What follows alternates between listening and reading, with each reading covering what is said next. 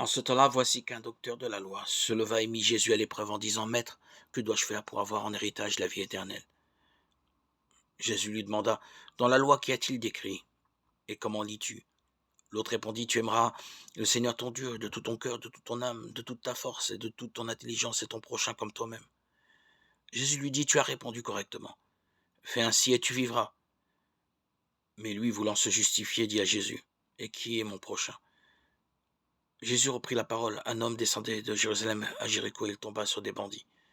Ceux-ci, après l'avoir dépouillé et roué de coups, s'en allèrent le laissant à moitié mort. Par hasard, un prêtre descendait par ce chemin, il le vit et passa de l'autre côté. De même, un lévite arriva à cet endroit, il le vit et passa de l'autre côté. Mais un samaritain qui était en route arriva près de lui. Il le vit et fut saisi de compassion, il s'approcha et pansa ses blessures, en y versant de l'huile et du vin. Puis il le chargea sur sa propre monture, le conduisit dans une auberge et prit soin de lui. Le lendemain, il sortit 2 pièces d'argent et les donna à l'aubergiste en lui disant: Prends soin de lui, tout ce que tu auras dépensé en plus, je te le rendrai quand je repasserai. Lequel des trois, à ton avis, a été le prochain de l'homme tombé aux mains des bandits? Le docteur de la loi répondit: Celui qui a fait preuve de pitié envers lui. Jésus lui dit: Va, et toi aussi fais de même. Évangile de Jésus-Christ selon saint Luc 10, 25, 37.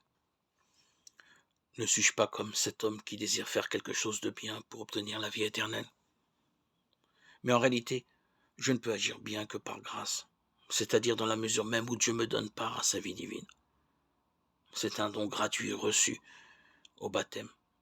Il m'est simplement demandé de le laisser s'épanouir en moi pour qu'il porte du fruit.